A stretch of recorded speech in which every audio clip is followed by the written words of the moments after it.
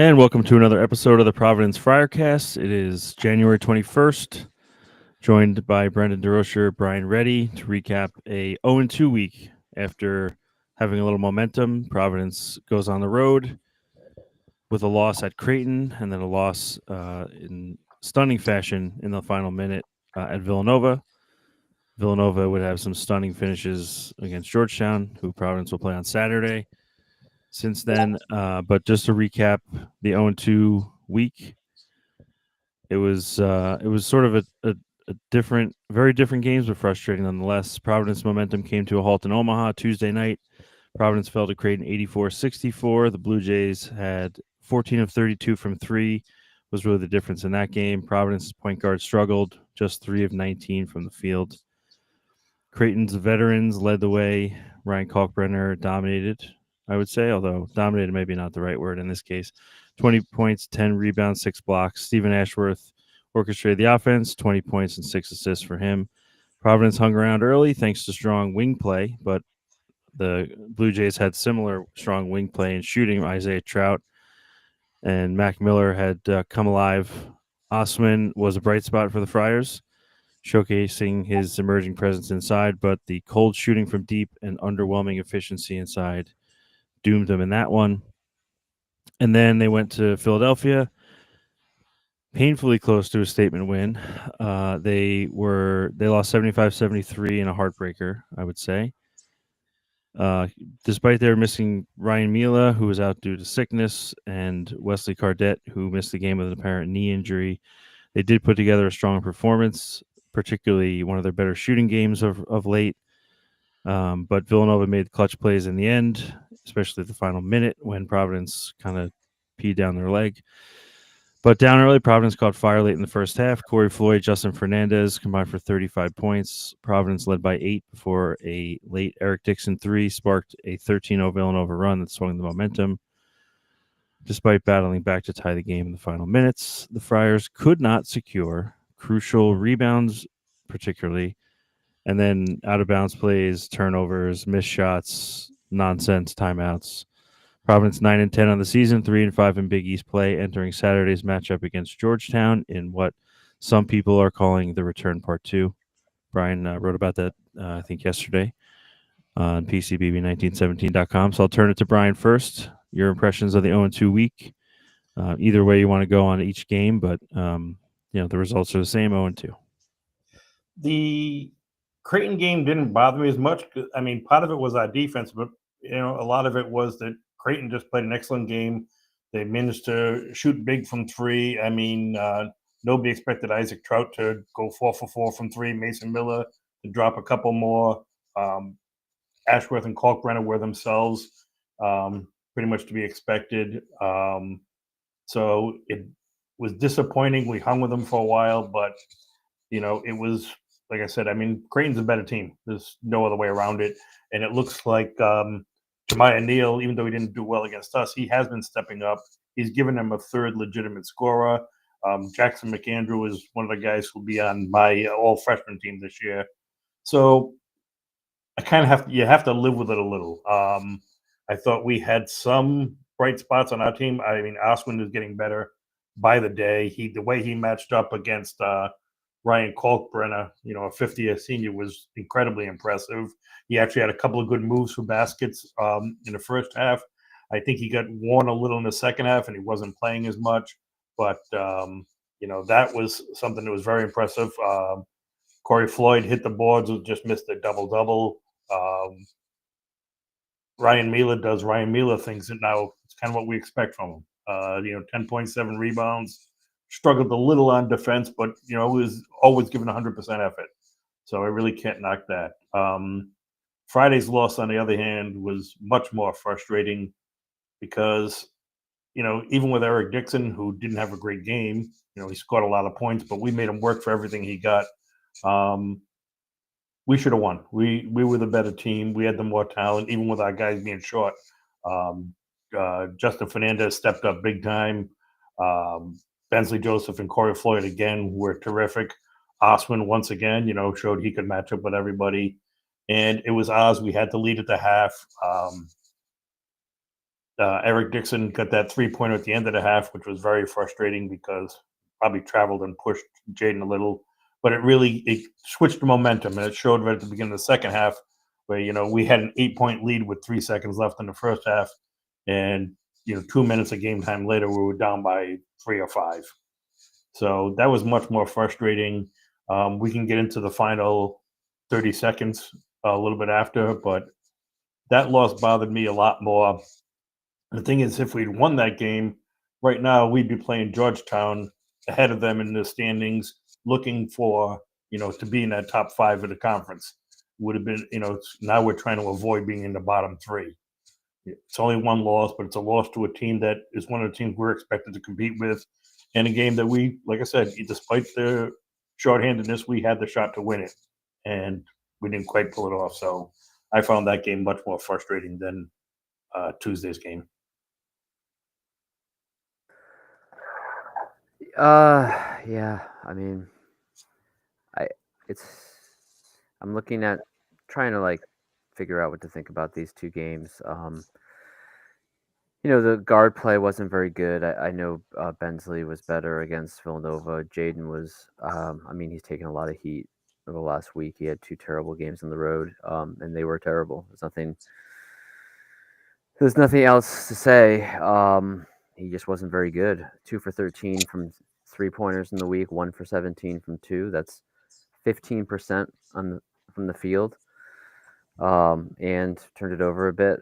So it's just hard to win on the road with that kind of guard play.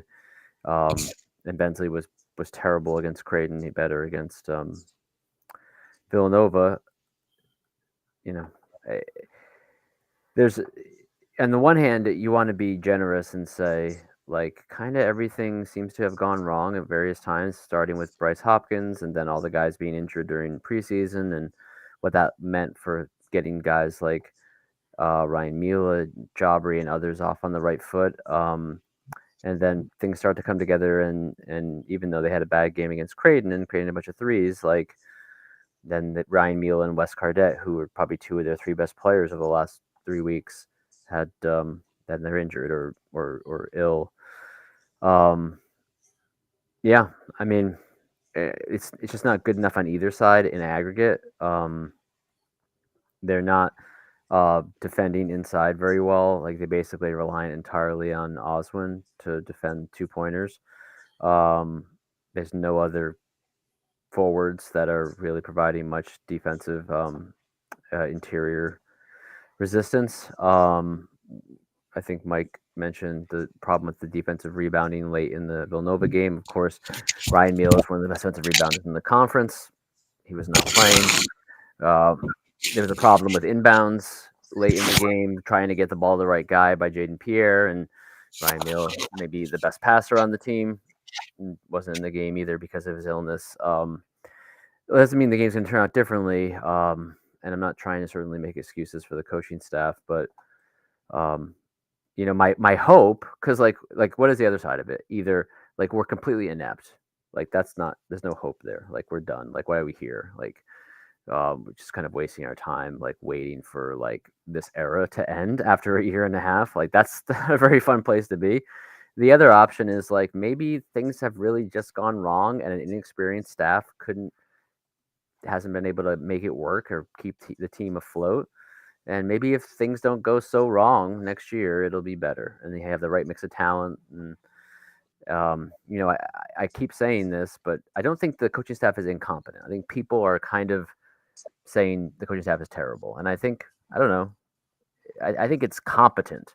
I just think that it's not like kind of adding it's not like a top echelon. And in this conference, there are a lot of top echelon coaching staffs. Of course, people will say, well, not Kyle Neptune, who against whom Kim English is now 0-5, but I don't know. That's just where we are. We need better play from Jaden Pierre. He's his 3rd year here. We need more consistent play from Bensley Joseph. It'd be nice to see Jabri play better. I guess he had a bit of a better performance against Villanova. I don't know what you think, Mike. Yeah, I mean, it's ultimately the Creighton game. I think it's hard to win on the road. It's really hard to win on the road when the other team shoots ridiculous and guys who have not been shooting well, all of a sudden make a ton of, like, I think between those two, Trout and Miller, who I called Mac Miller earlier, which is just phenomenal. Mike Miller's son, I should have called him. I think they were 7 for 7 between the two of them, and neither one had been. Miller had not been shooting well at all, and Trout is, not a bad shooter, but certainly has not produced like that. So you kind of chalk that one up. They played a pretty good game. You saw some things. Oswin looked pretty good against Kalkbrenner. That's encouraging. But then the Villanova game is just truly, truly maddening in really, like, from start to finish in different ways. Like, playing well, playing terrible. Like, they're just, the lack of consistency from start to finish in some of these games is really hard to understand. And I think guard play comes back to be the root cause of a lot of that. Like, it seems like they only have a chance if Bensley goes nuts. And if he doesn't go nuts, he plays terrible. So it's like, it would be nice to have like 14 points or 15 points instead of 28 or 2. So some consistency. Pierre, I know, as Brendan mentioned, taking a lot of heat. I think somewhat fairly. I think it's depending on the level of heat and where you look on the internet. I think some of it's fair.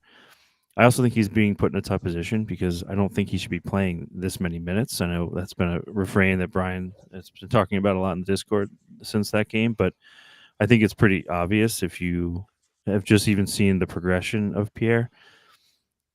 He never really became the point guard that maybe some people thought he would be. And I think sometimes you look at him and see his size and you figure he must be a point guard, but just because he's, not 6'5" doesn't mean he's going to be a point guard. I think he's probably more suited to play off the ball and not have the ball in his hands and maybe play. He could probably play 30. Well, maybe not with the defense. Maybe 35 is too many, but he could probably play like 27 to 30 off the ball with a really good defensive point guard. I just don't think they have any of those things. So, the flip side is, I think, to Brendan's point, that I do think a lot has gone wrong. I don't think that's necessarily on the coaching staff. And I think there have been positive moments amongst all the negative moments about the rallying of this team. Like, they shouldn't probably have had as much of a chance against Villanova without Mila and Cardette, and yet they were right in that game. So I was reading Kevin Farhar the other day after that game, I think on Saturday or Sunday. I was reading his kind of recap, and I think it was a good point that how he started, where he basically said, if you had looked at the box score before the game and saw the final score, you might have said, "Wow, yeah, that's it's a good effort," especially when you look at the players that were missing. 2-point loss on the road. We're talking about covering on the road against a team that has been better and has a really, really good player who, capable of going for 30 plus in Eric Dixon. It's just that the way that it happens when you watch the game is just infuriating. Because, yeah, they were in it, and it's nice that they were close and that they outperformed and they shot the ball well, but then they lost because in the last 30 seconds, just like inexplicable play. I mean, dribbling the ball off your knee, and Brian O'Connell blows the whistle too early, so you get it back, then you get a chance. I didn't really necessarily have as many problems with the plays that were drawn up. It's just more about the personnel. I know, Brian, you probably have more on this, so I'll let you take it over. But I think the thing that was most puzzling to me is why Austin was on the court for those plays. Like, there are other guys that can set screens, and he just really doesn't add anything unless you really think that they're going to allow the second option slip to the basket for like an alley-oop there, which it almost feels like with Osman in the game, they're guarding against that even more. But it seemed like, from what Kim said post game, that Pierre was looking for the Fernandez off the second look somehow, which is often there if they, depending on whether they switch or not, and they do both. And so there was some thought that, so like some of that's bang bang, and you have to, but the same player had like a horrible last 60 seconds and didn't have a great game for the other 34 minutes he played. So when you look at it in totality, it's really infuriating. But the fact that they've been able to kind of pull themselves back together after that Marquette disaster on New Year's Eve and be pretty good and be in a lot of these games, even that Creighton game doesn't look like it's close, but it was a lot closer than that. And they did play pretty well. So there's encouraging signs, and we'll talk more about sort of Kim English year 2 stuff after this. But Brian, I think the substitutions maybe at the end of that game, and then some of the decisions around who's on the floor, who's taking some of those shots, I think that's where a lot of people had issue. Yeah, I mean, I did, and I said it, on a Discord channel in real time, that I couldn't understand. I mean, and you guys know, and anybody who's heard me knows I'm as big an Osman fan as anybody in the country. And but he shouldn't be there unless, like you said, unless you're going to get him an open alley oop, which with a 6'2" guard going up against a taller guy throwing it in probably isn't going to happen. There was no point to it. And the other thing with that, you had 4 guys that stood around the 3-point line. Nobody cut to the basket.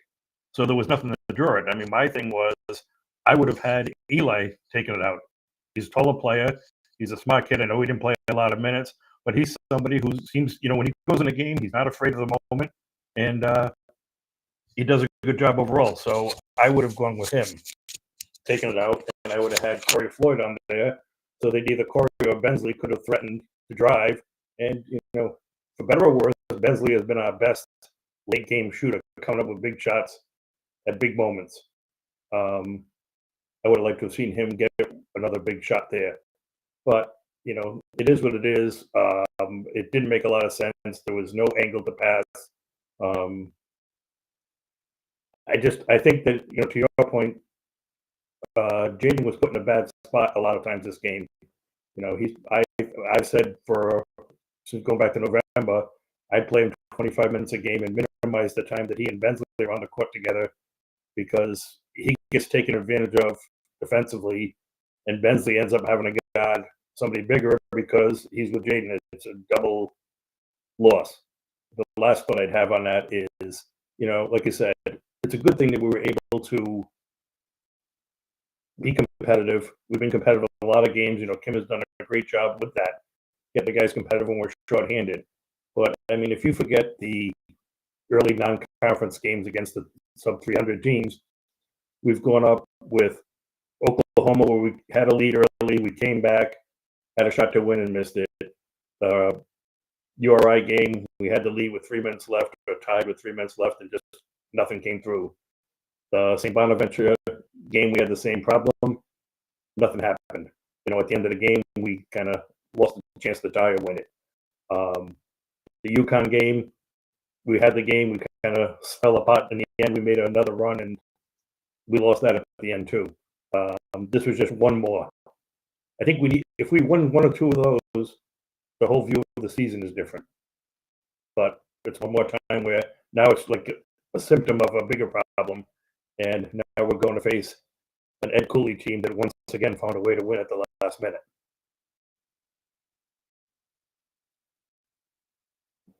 It's pretty depressing. That's nothing else to Sorry add. about that.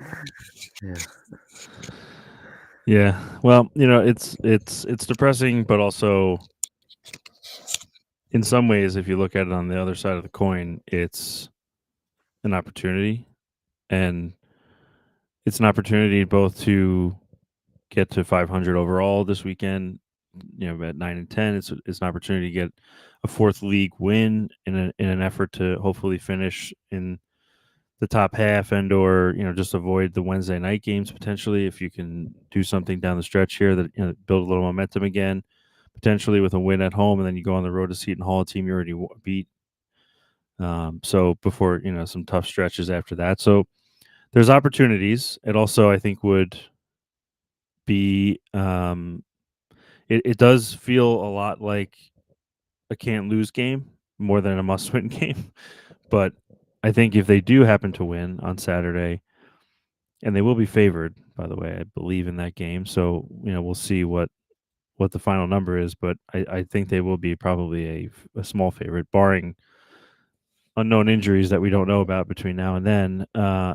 They should be favored in the game. So if they manage to win, it's an opportunity, and it's something that could be an elixir for people to really feel good and or continue to feel good that Ed Cooley is bad. I made the thumbnail for this episode on YouTube. The picture that I used was a picture of Ed wearing a Commanders hat, a Washington Commanders hat with his Georgetown jacket, just to kind of remind everybody that this is a guy who was a huge Patriots fan allegedly his whole life. Maybe he was just a Belichick fan. Maybe that's why now he's switching allegiances. I don't know, but there's a real opportunity to do something that will make everyone feel good.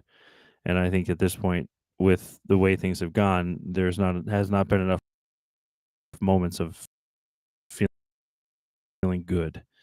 That there's you lose the game, it's a disaster. But if you happen to win the game, you get a little momentum, and then season feels a lot different than coming off these 2 losses and then in a game you just can't losing at home. So I think that's sort of where I'm at, generally speaking, for this one.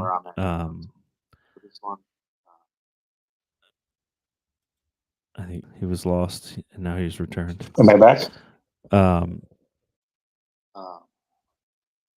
You're back. So we can kind of, I think it's just one of those things where yeah, I'm hearing some feedback on your end now, Brian. I'm going to mute you for a sec. So Villanova manages to squeeze one out against Providence at home, and then they don't score for the last 5 minutes in their last game against Georgetown. Georgetown wins in the final seconds with a Mike Hopkins shot. It's just sort of how things have been going. Not ideal. But in some of this, it feels like there's we try to do these previews and we come up with some of the stuff around the games. And I think we will get to that in a little bit. But between year 2 Kim English, year 2 Ed Cooley, it seems like Ed Cooley kind of woke up again after being kind of like in a daze last year. They were just so bad. Kind of starting that Seton Hall game in the March of 20, when he was still at Providence and the season was sort of imploding. And then that led to him leaving. Since then, until maybe, I don't know when, maybe this summer, maybe closer to the season starting, it seemed like he started to wake up from a daze and is back into it, for lack of a better term. And then, looking at Providence in year 2 with Kim English, coming off a good year overall, they were very close to making the NCAA tournament. The first coach to win 20 games in their first season in Providence ever. A lot of positives. Devin Carter goes to the NBA. Everyone's feeling good about that. Year 2 has not turned out as people were hoping. Bryce Hopkins with the knee kind of nagging him, and at this point it doesn't seem like he's going to play anymore this year. So it just feels like the teams are almost going in different directions, which is kind of sad to say at this point. But I'm not sure that all is lost. And again, you win on Saturday. I think the feeling of everyone feels things change pretty quickly on Kim English. So I don't know, Brendan, if you have thoughts on like the year 2 Kim English, any thoughts, looking at years 2 for both of the coaches and where things stand. Well, at Georgetown, for folks who haven't been paying attention, and I'm kind of haven't been paying too much attention, it's a little bit depressing, but the defense has completely turned around. Last year, Georgetown was 321st in the country in adjusted defense and 360th in 2-point defense. And this year, they're 22nd and 5th in those two stats nationally. That's how you go from being 192 in KenPom to 71, even though their offense is actually worse. And a lot of that has to do with Thomas Sorber. He's been incredible as a freshman. Maybe a first-round pick. I've seen him mocked as high as like 17th. 6'10" freshman. And then Mike Hopkins has not really been particularly good offensively. He had a good game against Villanova, but he has been good defensively, combining blocks and steals, and helped them hide, the guys behind them in the guard spots, Mac and Epps, who are, kind of ball hockey, but don't do much else. Those guys just go and shoot shots. get the ball up, but Peavy and Sorber have done the job on the wing and at center, and that's the big turnaround. Like, the personnel is different, like, no doubt, but like there's no way that last year's team for Georgetown was this bad defensively. I mean, obviously Supreme Cook was not a good center defensively, and Dontrez Style isn't as good defensively as Peavy, but it was more than just that. Like, the team's playing differently defensively at Georgetown, and I think that that's been big. I don't know if it just takes them another extra year to get guys to kind of buy in, or if it's personnel, or if he wasn't a haze after that kind of tumultuous ending at Providence. But the defense has been the story. And at Providence, you look at it from year to year. The personnel has turned over so much. If you look at this year's Providence team, like, you have Jaden Pierre and Corey Floyd. And that's basically it. Like, Rich Bear hasn't played that much. And there's only like 2 guys who are really playing meaningful minutes who played on last year's team. And so it is kind of a brand new roster. And if you look at how they've done, the big difference is, their defense last year was 18th nationally. It's 101st. The big difference defensively is in 2 ways. One, we're forcing a lot fewer turnovers, almost no turnovers, and we're putting guys in the line more. And if you look at the teams and the personnel, what you see is, okay, last year defensively, when it came to like forcing turnovers, Devin Carter was really good at it. And he's gone, and no one's really taken his place. And then, Devin also didn't foul very much despite being such a good defender. And even like Joshua Duro as a center didn't foul that much despite being a good defender. He fouls about 30% less than Oswin, which is not a surprise considering how young Oswin is. But you even look at across the board, like, Bensley is a more foul-prone player than other guys that played at guard last year. And so that's been key. Like, Ticket Gaines defensively was a much better player than anyone they played at the 4 this year, really. And so the story is defense. Georgetown went from having a terrible defense to a very good defense. Providence from a very good defense to a meh, kind of poor defense. And that's kind of the story of the season. And just like analytically, part of that is coaching for sure. Part of that is personnel. Like, I don't know, having a freshman center. Well, both teams have freshman centers. I don't know. I think this weekend, I'm optimistic that this weekend will go well. Maybe I'm just like being silly, but I think Oswin's a pretty good matchup for Sorber. And I think that their guards aren't the kind of guards that will mess up our guards, despite being because they're both kind of small. All 4 guards are kind of small. They do force some turnovers, so that's something to be concerned about if you're Providence. Providence obviously struggle with turnovers. They're 9th in the Big East out of 11 teams during conference play. And as I mentioned, like, the one thing their guards do is force turnovers. They're 3rd in the league in forcing turnovers in conference play. And Georgetown's biggest weakness is they turn the ball over a ton. They're also not a great shooting team. And of course, Providence doesn't really force turnovers. So that doesn't actually, talking that through didn't make me feel very good, but I do think at home, you'll knock down some shots. As much as the fans are kind of very frustrated with Kim English, like, it would be one. I was talking about this with Mike before we started.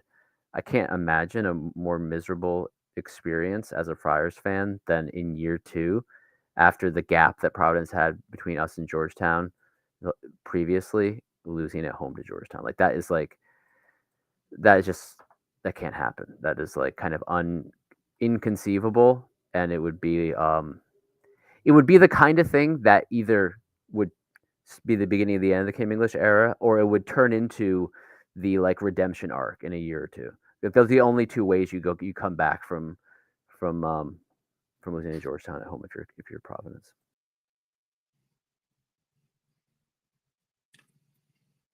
Hello. Hey.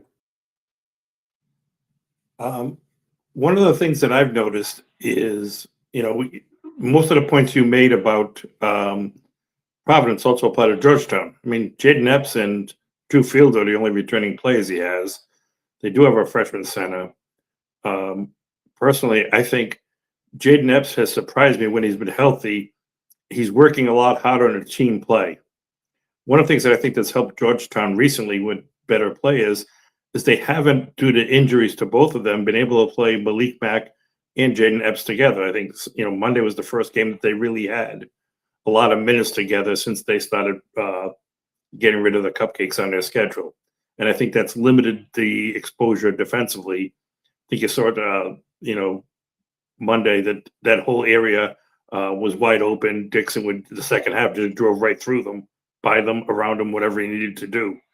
And I always argued that whatever you want to say about Ed Cooley, he's a good coach and he gets his players to believe. Even the other day, you could see they showed the timeout. I think it was with 4 or 5 minutes left. They were down 11 or 13, and he's telling them why they're going to win. There's something about to be said for getting a bunch of young men like that who have enough talent to be competitive to believe they can win. And for whatever we want to say about him, we have to give him credit. He did it here. He finds a way to win tight games because he doesn't panic, and his players, more importantly, don't panic. I don't think that they're as good as us. Thomas Sorbo was looking like they're by far their best player. Well, he's better than Osman at this point, but I think Osman can match up with him for a while. And I think the rest of our roster is, even without Bryce, is better than theirs. I think we should be able to win. The biggest advantage that they have, quite frankly, is Ed Cooley on their side. The win was the 22nd biggest comeback of the season, according to win probability. Georgetown was 2.1% to win. About that time you're talking about, and they had that timeout. I think they're down 8 with about 4.5 minutes to go. And they came back and won by 1. Second time, actually, Villanova was been victimized as one of those big comebacks. The other one was against Columbia when they lost by 10. But even in that game, they led or were close most of the way before Columbia pulled away late. Yeah, something to be nervous about on Saturday.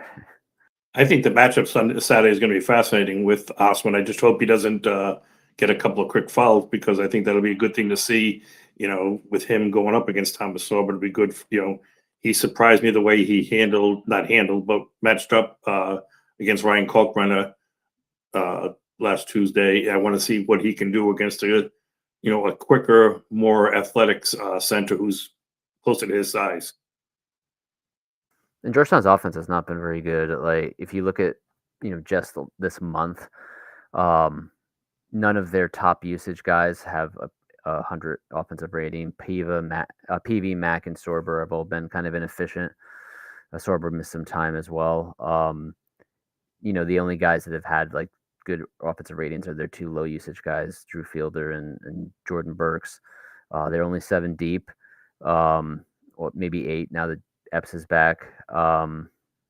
So offensively, like, this should be a game where you just hope they don't hit a bunch of threes, but or that Sorbo doesn't take over, or you don't give away points on turnovers. I guess I just feel like there's a lot of paths for Georgetown to get some points, but this is a limited team. Georgetown is, like, they're more limited and worse than Villanova and Creighton. They're not very deep, much like Villanova and Creighton. Providence and have Cardette and Mila back.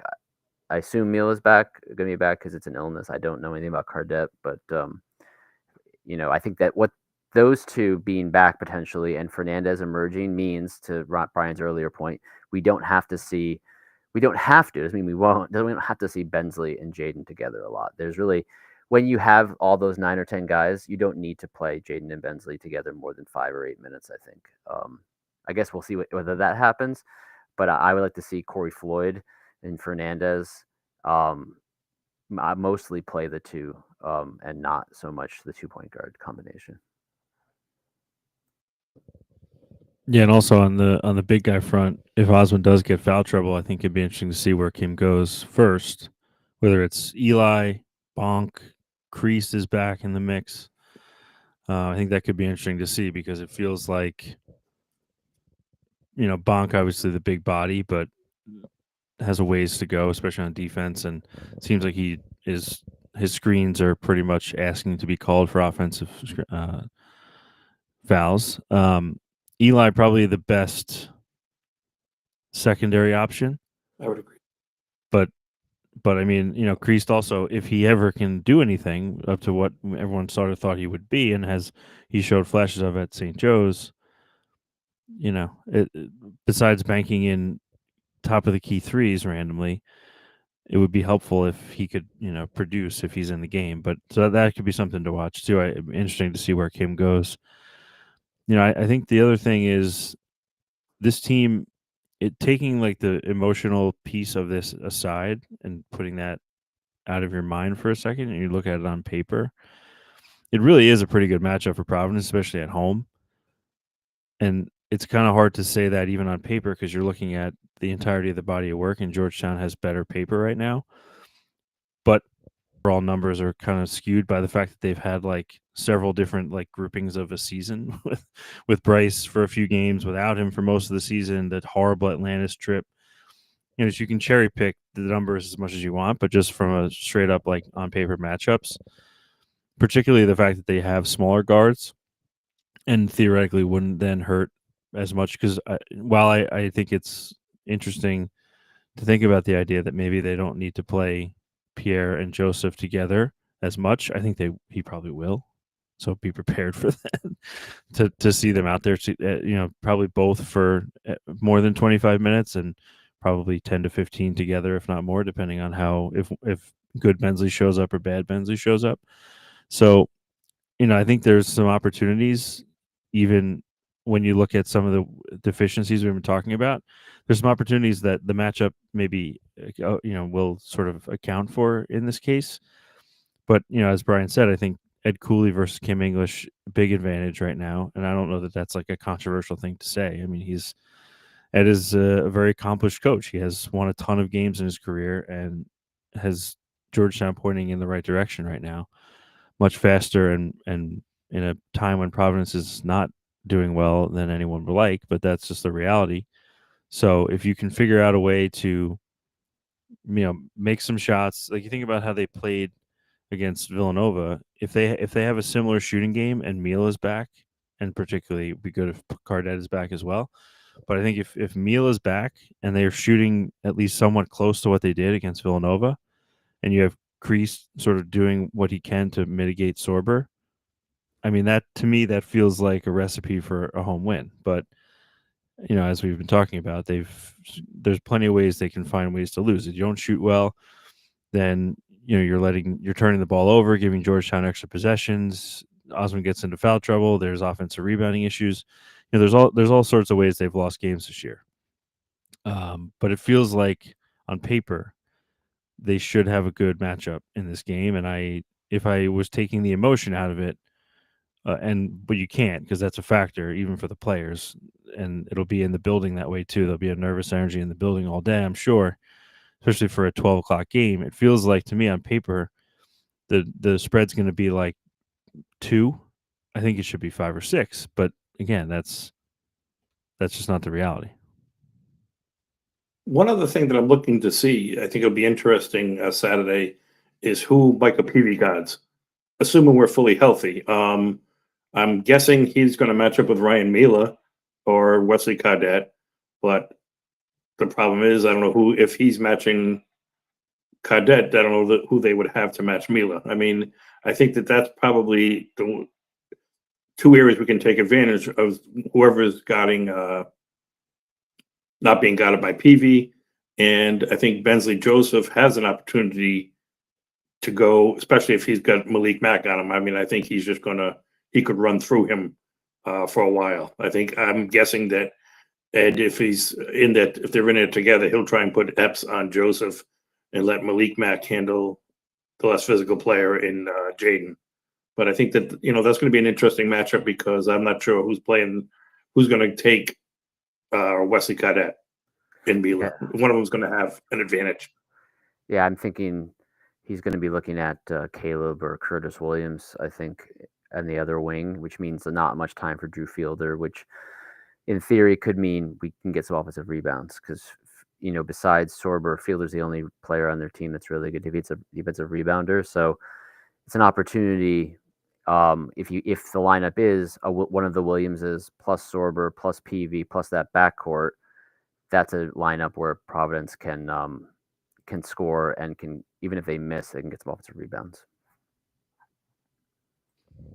Yeah, and also when you look at on the flip side too, like on the offensive side of the ball, Justin Fernandez having that really good game against Villanova, that was sort of his coming out party. I feel like really just on a personal level, feel really happy for him to sort of get back to this point after missing a full year last year with the ACL tear in March, right before he left George Mason, to now, not really play a lot. And then all of a sudden his number gets called because of injury, and he really produced when called upon. So you love to see that kind of stuff when kids are committed and they get a chance to show, and they do show out the way that kind of wondering what his future is going to be, because that's another sort of part of where we are at 9 and 10 here, looking at guys and who's going to be here next year on the roster. We talk about the portal a lot. We talk about recruiting a lot in the Discord, and that's another piece of it. But Fernandez, if he can build any momentum on that shooting game, and which Providence really has not had a guy who consistently, it was supposed to be Jabri, which obviously hasn't turned out the way anyone had hoped, I think. But Rich Barron's been mostly inconsistent shooting. He, coming off the shoulder injury, just never seems to get into a rhythm. Now he's missed some time with a concussion. So if Fernandez can emerge, and I think there's a chance that if we're talking about the matchups, if Mila takes on PV, I think there's a chance that Fernandez could be somebody that could be a beneficiary of some more open shooting lanes in this game if he's on the court, particularly if maybe Floyd's not shooting the ball well for whatever reason, or if he gets a chance and makes a few shots and Kim sticks with him, which again has never been the case so far. Even when Jabri's made a few shots, he goes to the bench. So we'll have to see. But I feel like Fernandez could be an interesting. This could have been a 1-game blip, or this could be the start of him seeing a little bit more of an expanded role and a little bit more of a consistent shooting that they really lacked, which they got last year. Obviously, Carter was ridiculous, but Pierre had a pretty good shooting year, and then Barron was a significantly better shooter last year. So they really haven't had a lot of consistent shooting. They have guys who get hot, like Bensley gets hot for a game or two. Pierre has a few good games of shooting, and then some bad games, like what was he, 1 of 11 against Villanova. So if they could find something here in Fernandez, if this could be a building block for him, that could be exciting as we come down the stretch, looking at the end of the year and then into next year. And I think the other thing about Justin is, who knows whether they're sustainable, because we certainly didn't see it when he was a freshman at George Mason. But 4 assists in 27 minutes, that makes him the number 2 guy this month on the Friars in assist rate, behind only Ryan Mila. This team is starved for passing, and that's part of why I like Eli Delorier. That's part of why maybe Justin Fernandez is that. Like, this is not a good passing team, and so we need more guys who can move the ball and who have a little bit of vision. Both of our point guards are not great passers typically. Sometimes Jaden has good games, but Benzie, that's not really him. He's not really a point guard. I mean, they're neither one of them really a point guard. So if Justin Fernandez can hit threes, he's pretty athletic. He's not a statue on defense. And if he can move the ball, then suddenly, because I think that's one of the big things that's been a struggle for Providence over the years, even under Cooley. We had a lot of players who did 1 or 2 things well, but not a bunch of things well. And I'm not saying just Fernandez is that, it's 1 game, but it'd be good to have players who can shoot and pass and defend, or do like 3 different things well. Like less Rich Barron and less Jabri, where mostly what they do is they spread the floor and they try to hit open 3, and more Ryan Meal and Justin Fernandez, where they can, in Mila's case, rebound and pass and finish with the ball driving downhill. And Fernandez, if he can shoot and pass and defend a little bit, like those are the kind of, we need more players who can do more things rather than, it's not the NBA. You like guys that come off the bench and just like be like Sam Hauser. That's great in the NBA. I think for the most part in college, it's better to have a team of guys who all can do 2 or 3 or 4 things well. Yeah, I mean, I think it would be interesting if we could have Bensley Joseph with Corey at the guard and either or Fernandez, Mila, Wesley Cadet, some four of those five, because they can all hit the boards. They're all decent rebounders, especially for the cards, and they can all get the rebound and take off with the ball. And I think that's one of the things that Ryan Mila has really added since he's gotten time is he can get the rebound and go. And he's hit Corey Floyd in the wings a few times. Wesley Cadet going from end to end. I think that gives that, and I think Justin fits in as that type of player as well. Yeah, if he can do it. Corey Floyd put back dunk today on Saturday. That's what I'm calling for. To that assist point, Providence has the worst assist per field goal made ratio in the Big East in conference play, 11th of 11. And that was after last year we were 4th. And of course, last year we got a lot of passing out of Carter and Oduro, and Pierre had more of a facilitating role than he does this year. So for those who know that I'm also a Grand Canyon fan, Saturday they had 22 assists on 23 made field goals. Second time this year they've done it.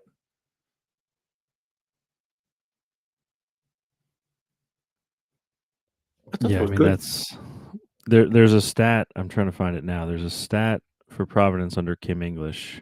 Obviously, not a huge body of work there, but there's a stat where when this is from evanmia.com, which I know people have strong feelings about in all directions, but this sort of stat is interesting because I think the box score stuff does actually kind of work for a stat like this.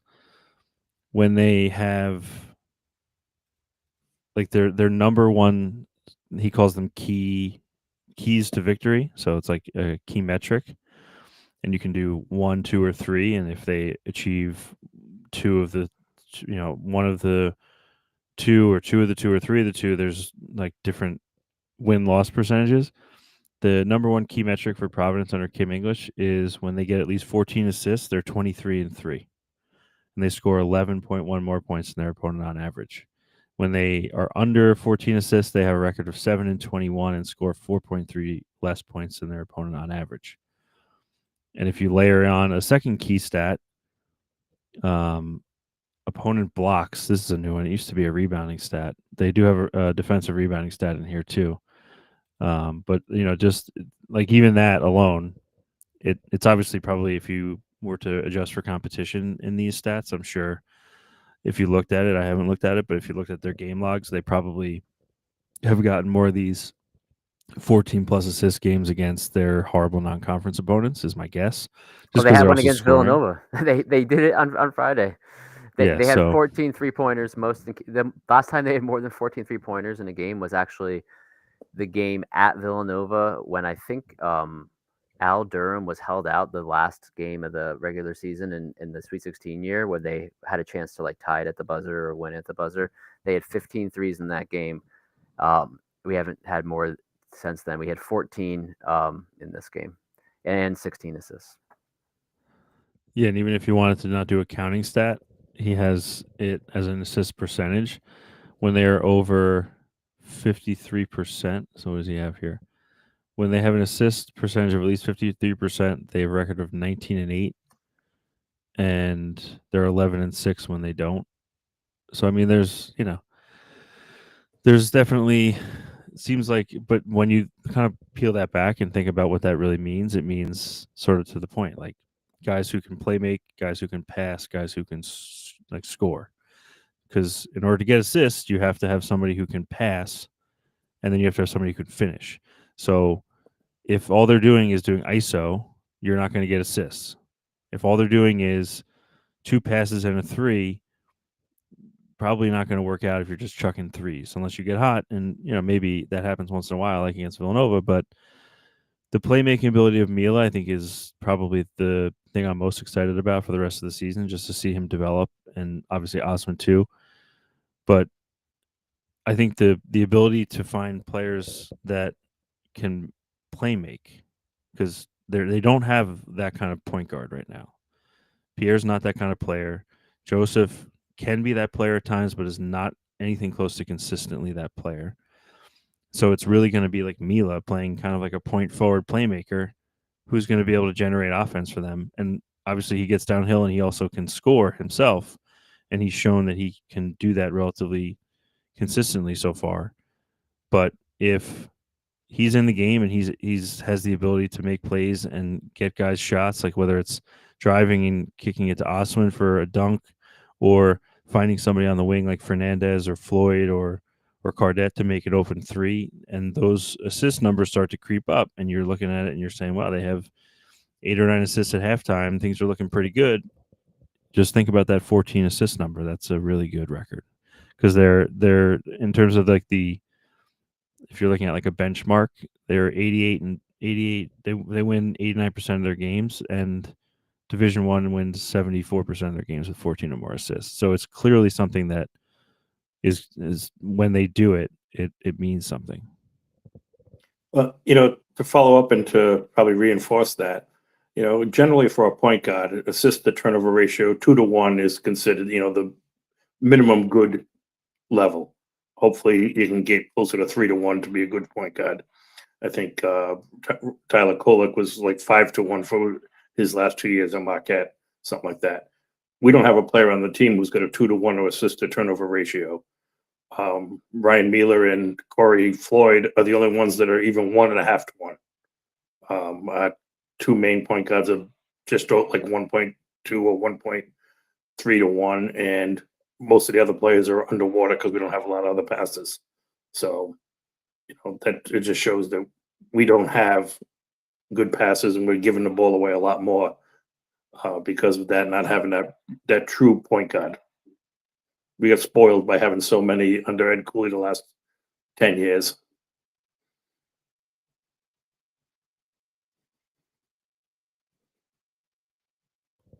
Can't lose. Cannot lose on Saturday. That's it. Just cannot. So, unless does anyone have anything else to discuss on this, so we can move to what I know everyone is still here for. Everyone who's tuned in live, there's I don't know, 400 and something people, or that's what this is telling me, at least, that are watching right now, and clearly they're here for the world-renowned, most buzzworthy segment on the internet, and that is Remember This Guy. So this week, for Remember This Guy, we're going back about 40 years, give or take, for a guy who played a total of 115 career games, started 48, played about 19 minutes a game. His best season, 1984, 1985, 31 games started, 33 minutes a game, averaging 8.5 points per game, 6 rebounds per game, on a team that didn't have a great year. But one fun stat about this guy, he started his career at Georgetown University in year 2, I think, of the Big East. And he made his way from the Hilltop up to Friartown for his final 3 seasons, where he played from 82 to 85 after sitting out the 81-82 season. Because back then, many people may not know this, when you transferred, you used to have to sit a year in redshirt. And that is Ray Knight, 6'9" center, who was drafted by the Milwaukee Bucks in the 1985 NBA draft with the 114th overall pick. Brian, any thoughts from your remembrances of Ray Knight? Yes, because I went to school with him. He was a year ahead of me. What's interesting is he went to Georgetown coming out of St. Anthony's, John Thompson's stop before he came to the Hilltop. And when he was recruited there, the plan was he was going to sit behind, I believe it's Ed Spriggs his first year, and then have a shot to compete for the starting job. But Ed signed a guy from Cambridge Ridge and Latin named Patrick Ewing, and that kind of ruined his chance to get a starting position at Georgetown. So rather, he knew he was never going to play over him. So I believe that there was a communication, and the PC to Georgetown and PC connection paid off and sent him up here. What's the other thing that was funny is the year before the Friars, or 2 years before, the Friars had a player, Bruce McKnight, who came in with Otis Thorpe. They were both from Florida, and Bruce McKnight was the high-level prospect, and Otis Thorpe was the athlete who had only played a couple of years. and I think Bruce McKnight scored 3 points in 6 games or something like that, and he was gone before Christmas of the first year. So Ray Knight came into some expectation. He actually played pretty well his junior year, which was Otis Thorpe's senior year. They played together a lot. They I think he started half the games when Joe Mulaney went with a double big. He was nothing special, but he was a solid team player. He did whatever they needed. He was a good pick setter. He was a decent shot blocker. And that year was their first winning season in like 6 or 7 years, when they finished the year, I think, 15-14. Then he came back his last year. He played a little better, and the team didn't. Unfortunately, he missed that year. Was a time when he came in. There was a bunch of younger guys who became prominent going forward after that, like Dave Kipfer and Billy Donovan. So he was kind of like stuck in that no man's land where they weren't good, but they were going to be good as soon as he left. It was funny because he was listed as 6'9", and he was clearly taller than Otis Thorpe. Usually guys, they bump their height up a little. And he seemed to be one that they knocked down a bit because he was probably 6'10", 6'10 and a half. And he did somehow get drafted in the NBA by the Bucks. And fun fact, I always remember this. It's one of those weird things that sticks in your head. His first preseason game for the NBA, I think he only played 2. He got a double-double. He had 10 points and 10 rebounds. And then a week later, he was cut. So apparently it was just one of those things where he was playing against other teams' players who were getting cut and looked good. I met him once in my life. He seemed like a nice enough guy. He was polite. Don't know anything else about him. Don't know what happened to him after Providence, but he was a guy whose name was tossed around. And because we're playing Georgetown, he was the first and so far only player that's actually played for Providence and Georgetown. Well, that's pretty cool. I don't have that much to add, except that I think it's appropriate on a day where we had the Baseball Hall of Fame announcements that a famous baseball name, 1986 World Series MVP Ray Knight, married to LPGA Golf Hall of Famer Nancy Lopez, is the same name as the player that is our Remember Some Guy segment. And a lot more information, detail than I definitely knew about that. That was fun to listen to, Brian. Thank you. Yeah, and our buddy Dennis there with a reply on Twitter had a tiny bit of chemistry with Billy D and the no-look lob dunks. So thanks for Dennis from Buffalo for adding it. I believe Dennis was his classmate. Would make a lot of sense. You could take Dennis's lead and comment, and we will put it on the show if it's fits in with what we're talking about. And we thank you for joining us for another episode of the Providence Friarcast, coming up on an hour here. It's Tuesday night this week. We try to do this Monday nights. Last night, the college football championship game was on, so we decided to go Tuesday this week. But generally, Monday nights, 9 p.m. Eastern, we're live on YouTube. We're live on Twitter. We're live on Facebook, and we appreciate everybody joining. You can subscribe to the YouTube channel to be notified when we go live and to watch the recaps in the morning if you don't want to stay up late. I know. So I was talking to some people this weekend that are, in their 70s that said, well, maybe I'll watch it on the next morning. So wherever you want to get it, you can get it. It'll also be on a podcast feed near you sometime later tonight for an audio-only version. So thanks again for coming, and dear God, don't lose on Saturday.